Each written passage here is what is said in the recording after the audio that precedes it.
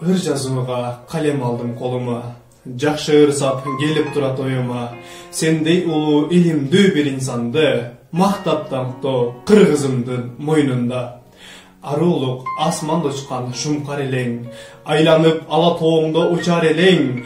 Ак булут көйкөлгөн көк асманда, канат кагып алыс жака учар элең. Ачылып элиң үчүн кызмат кылдың, элиңдин эне тилин кымбат кылдың, эмгектенип өз тилиңдин сакталышын эң биринчи орундагы ыргак кылдың. Канат кагып учтуң алыс жактарга, кайрылып кел бул күндөгү абалга, бирок кантип кайра келесиң, учуп кетсең белгисиз бир сапарга. Мейлі эми тагдыр экен ушундай, кеткенден соң кайра келбес кушундай, керилген кең жайлооңдун илдери баалайт сени бартыңды эч унутпай.